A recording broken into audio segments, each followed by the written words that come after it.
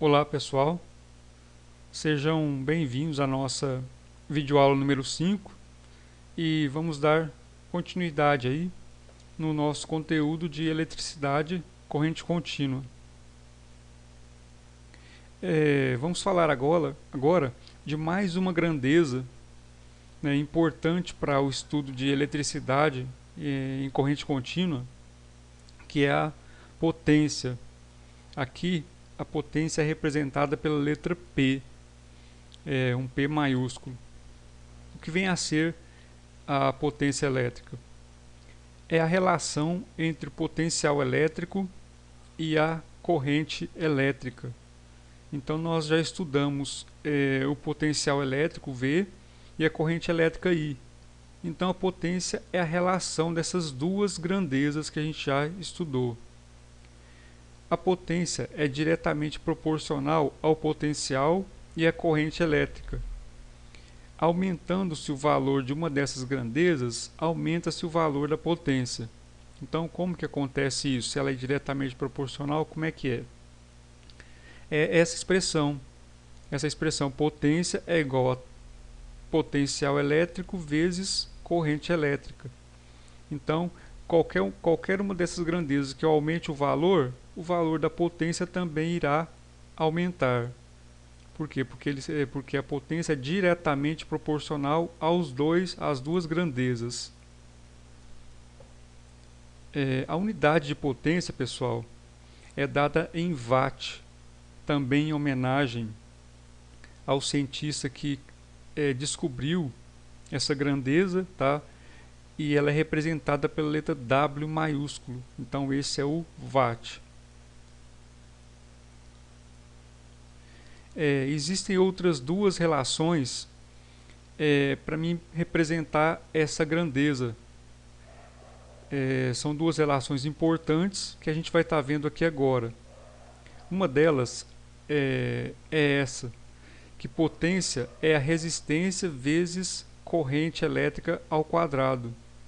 A potência é diretamente proporcional à resistência e ao quadrado da corrente elétrica. Então é isso, ela é diretamente proporcional à resistência vezes a corrente elétrica ao quadrado.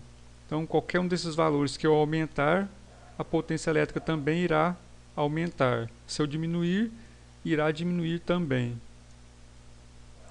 E a segunda expressão é essa. Potência é potencial elétrico ao quadrado dividido por R, pela resistência. Então a potência é diretamente proporcional ao quadrado do potencial elétrico e inversamente proporcional à resistência. Então, se eu aumento o valor da resistência, como é inversamente proporcional, a potência irá diminuir. Se eu aumento o valor do potencial, a potência irá aumentar. Se eu diminuo o valor do potencial também, a potência irá diminuir, permanecendo, né, se a resistência permanecer constante. Então essas são as outras duas relações que existem para o cálculo de potência elétrica, muito importantes, tá, que vocês vão utilizar aí. Nosso primeiro exercício de aplicação, né, utilizando um circuito bem parecido com aquele que a gente já viu. Em um determinado circuito tem-se uma fonte de tensão de 30 volts e uma corrente de 2 amperes. Qual será o valor da potência do circuito? Então, eu dou para vocês, né, o exercício dá para vocês duas grandezas, tensão elétrica, né, que é o potencial elétrico, essa fonte de tensão, fonte potencial de 30 volts, e a corrente elétrica que circula de 2 amperes. E pergunta para vocês qual o valor da potência dissipada nesse circuito. Então eu vou utilizar a primeira expressão, né, que nós vimos. Potência é tensão vezes corrente. Então basta substituir esses valores. Eu tenho o valor do potencial elétrico, que é 30 volts, e o valor da corrente, que é 2 amperes. Então, substituindo o valor aí, certo? Eu chego nessa expressão. E resolvendo esse cálculo aqui, 30 vezes 2, eu chego no valor de 60 watts. Então esta é a potência dissipada por essa carga, por esse resistor, diante dessa diferença de potencial de 30 volts, correto? Um segundo exercício de aplicação, tem-se um circuito com uma fonte de tensão de 30 volts e uma resistência de 50 ohms. Qual será o valor da potência elétrica deste circuito? Então agora eu já dou outras grandezas para vocês. Eu dou o valor do potencial elétrico de 30 volts e o valor de uma resistência, que é 50 ohms. E pergunto para vocês, aqui não está me interessando agora, o valor da corrente elétrica que circula. Existe uma corrente elétrica, só que não me interessa nesse momento. Eu pergunto para vocês qual o valor da potência elétrica. Então eu vou utilizar aquela outra expressão. Potência é tensão ao quadrado, né? Diferença de potencial ao quadrado, dividido pela resistência, porque são as outras duas grandezas que eu tenho, né? E eu quero a potência. Então basta também substituir os valores, né? 30 ao quadrado, por quê? Porque a tensão, a potência, a diferença de potencial é 30 volts, então 30 ao quadrado dividido pela resistência. Quanto que vale a resistência? 50. Então, essa expressão fica 30 ao quadrado 900 dividido por 50. Resolvendo esse cálculo aqui, eu chego no valor de que a potência vale 18 watts. Certo? Então a potência desse circuito que esse resistor dissipa é de 18 watts.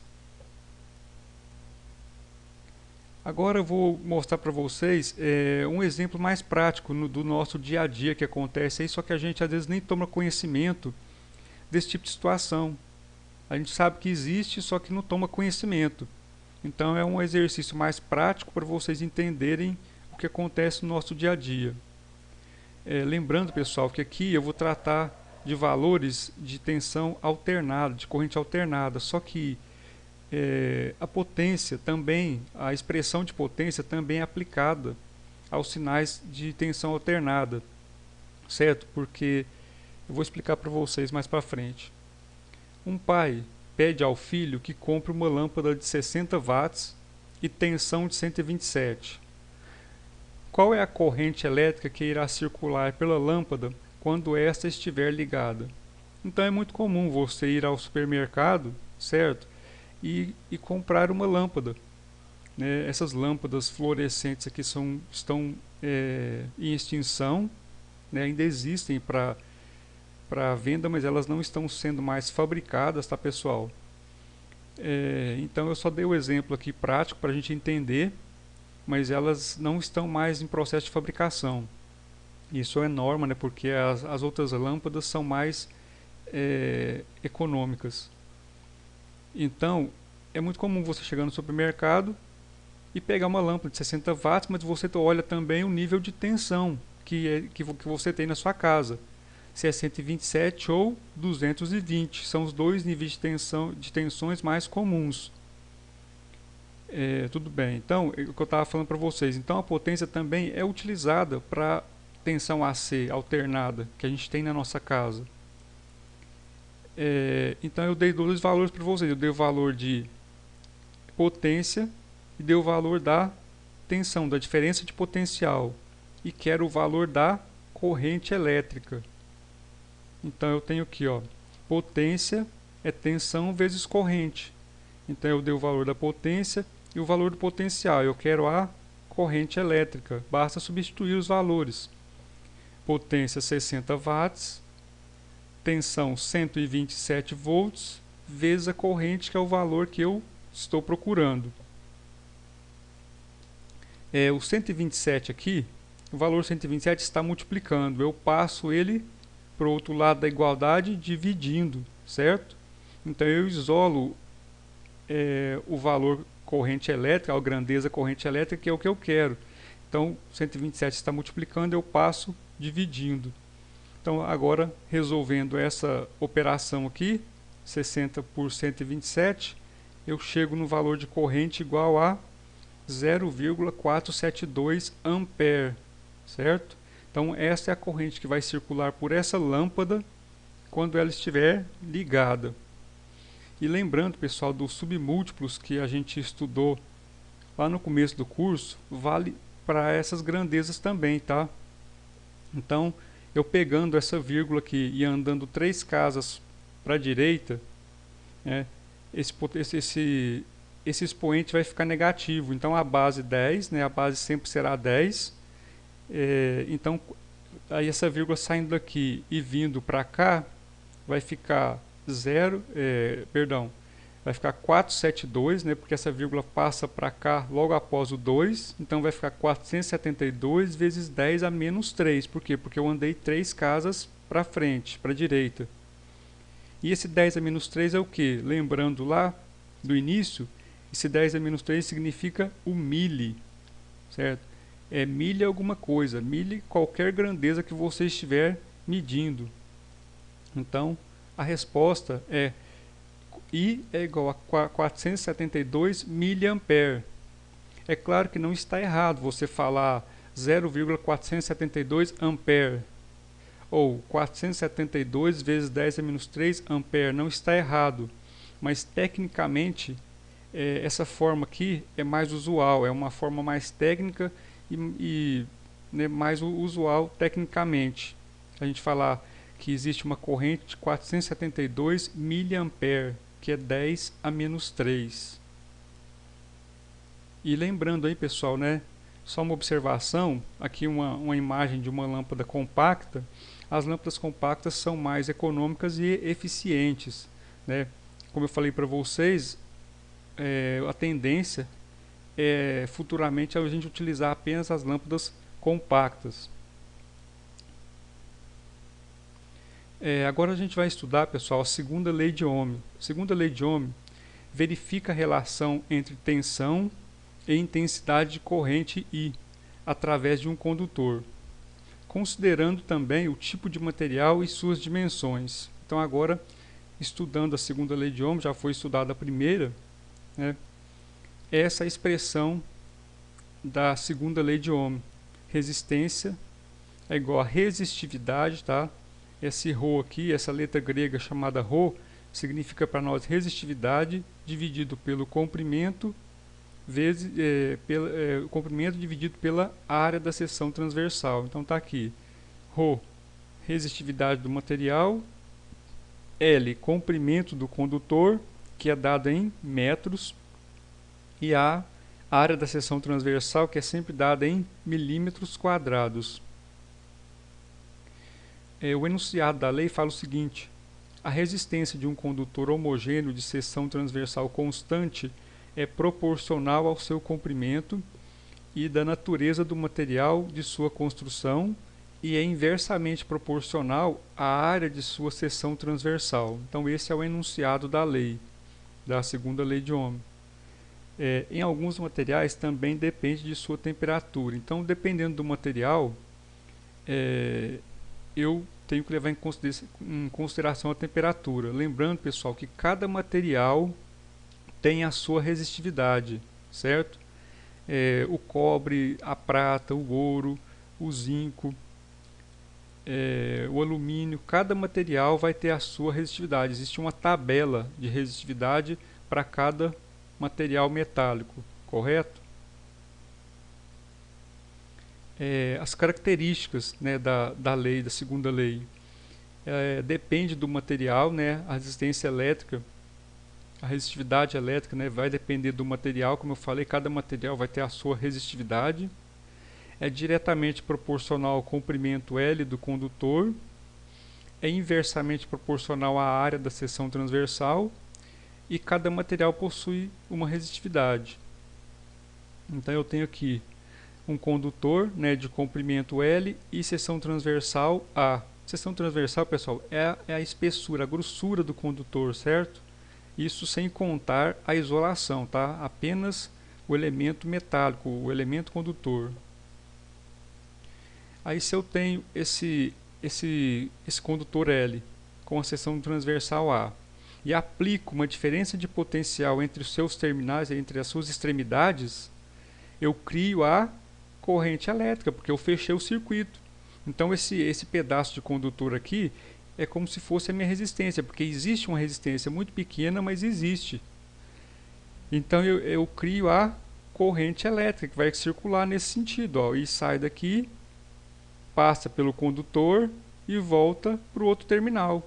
Aqui a minha bateria, né, ou a minha diferença de potencial está representada pela letra U, não pela letra V, mas é a diferença de potencial. Então eu crio a corrente elétrica se eu aplico essa diferença de potencial nos terminais desse condutor. Vamos fazer aí um exercício de aplicação para o cálculo de resistividade. Calcula a resistividade de um condutor metálico de 30 centímetros de comprimento, 2 milímetros de área da seção transversal e resistência igual a 10 ohms. Então eu dei para vocês duas grandezas, certo? Comprimento e área da seção transversal, e pedi e dei a resistência também, e pedi a quarta grandeza, porque a expressão de resistividade são 4 grandezas, certo? Então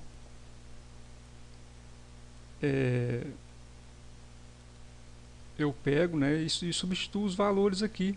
Vamos substituir os valores, né? Resistência 10 igual o ρ, que eu não sei, eu quero descobrir porque eu não sei que tipo de material metálico é esse, certo? Então eu vou descobrir a resistividade. Se eu soubesse que tipo de material metálico, pessoal, eu iria na tabela e pegaria esse valor de resistividade, pronto, tá feito o meu exercício. Só que eu não sei que material metálico é esse, então eu quero descobrir. Ele tem um comprimento de 30 centímetros, aí eu transformei aqui para metro, porque tem que ser dado em metro, então 0,3 metros, tá? Centímetros, basta dividir por 100 que você acha o valor em metros. E 2 milímetros, a área da seção transversal tem que ser dada mesmo em milímetros quadrados. Pegando como eu faço aqui agora, esse 2 está dividindo, eu passo ele para o outro lado da igualdade multiplicando, certo? Então eu multipliquei o 2 vezes 10, que deu 20, e o ρ vezes 0,3 ficou do outro lado da igualdade. Agora eu vou isolar esse ρ, eu preciso isolar esse ρ, que é a resistividade, que é o valor que eu quero. Esse 0,3 está multiplicando, eu passo ele para o outro lado dividindo. Então está aqui, ó, ρ igual a 20 dividido por 0,3. E fazendo essa operação, eu encontro um valor de ρ igual a 66,667 ohms vezes metro. Tá? Essa é a unidade de resistividade, tá, pessoal? Então 66,667. E coloquei a observação para vocês aqui, que a unidade de resistividade é o que? É ohm vezes metro, ou ohm vezes centímetro. Então se eu tivesse deixado aqui 30 centímetros sem transformar para metro, eu poderia colocar essa unidade aqui, ohm vezes centímetro, mas a expressão sempre pede para a gente transformar isso para metro, usar sempre em metro esse valor do comprimento, correto? Depois da gente ver essas grandezas, pessoal, que a gente já viu, e a segunda lei de Ohm, vamos agora ver dois teoremas muito importantes para os circuitos de corrente contínua, tá? Para de eletricidade corrente contínua. O primeiro deles é o teorema de Thevenin ou Thevenin. O teorema de Thevenin estabelece que qualquer circuito linear visto de um ponto pode ser representado por uma fonte de tensão igual à tensão do ponto de circuito aberto, em série com uma resistência equivalente, igual à impedância do circuito vista desse ponto. Impedância aqui, pessoal, é a resistência, tá? Só que ele chama de impedância, que é essa letra Z. Então aqui um circuito linear, dentro dessa caixa existe um circuito linear que eu não sei como é. E para representar esse circuito linear, desses dois pontos aqui, eu enxergo uma resistência, uma impedância Z, e dentro desse circuito linear eu substituo por essa fonte de tensão, né, que eu chamei de V0 aqui. Então, esse V0 ligado diretamente a esse Z, essa impedância, representa o meu circuito de Thevenin. Vamos ver isso aí, a demonstração disso aí. Então, eu tenho o meu circuito linear aqui, entre esses dois pontos eu tenho uma diferença de potencial e uma corrente circulando aqui. Então eu vou ter o circuito equivalente, o que eu vou chamar de VTH, porque tensão, né, diferença de potencial de Thevenin, TH, e resistência de TH também, resistência de Thevenin. E aqui entre o ponto A e B e essa diferença de potencial. Então aqui, ó, eu só mostro para vocês um circuito qualquer, né? Dentro daquela caixa ali, ó, é como se estivesse todo esse circuito aqui entre os pontos A e B, antes do ponto A e B, certo? E após o ponto A e B é o meu R, que é minha carga, é minha saída. Esse R aqui é minha carga onde está sendo aplicada essa diferença de potencial. Então, o meu circuito equivalente de Thevenin é esse, né? É um RTH, né? A resistência de Thevenin, e uma tensão ligada a uma tensão, a fonte de tensão VTH, certo? E após o ponto A e B é minha carga, onde eu vou aplicar essa diferença de potencial, correto? Então esse é o meu circuito equivalente de Thevenin. E o teorema de Norton fala o seguinte: o teorema estabelece que qualquer circuito linear visto de um ponto pode ser representado por uma fonte de corrente igual à corrente do ponto em curto-circuito, em paralelo com uma impedância igual à impedância do circuito vista desse ponto. Então aqui também eu tenho um circuito linear, um Z, né, uma impedância vista desse ponto, desses dois pontos aqui, e agora ao invés de uma fonte de tensão, né, uma fonte de potencial, eu vou ter uma fonte de corrente, tá, pessoal? É um outro elemento aí que existe, é uma fonte de corrente. Então é um I, né? E a impedância Z em paralelo com esse elemento. Depois nós vamos estudar mais para frente o que é sério e o que é paralelo. Esses dois elementos estão em paralelo. Então a impedância Z e a fonte de corrente. Esse é o equivalente desse circuito linear com essa impedância Z. Então aqui, só para demonstrar, um circuito linear, o ponto A e B, uma corrente I saindo e uma carga RL, né, onde será aplicado essa tensão. Então, intrasejado aqui, ó, eu tenho o meu equivalente, o circuito equivalente de Norton, então, que é a fonte de corrente de Norton, IN, né, e a resistência de Norton, RN, aplicado à carga RL, a saída.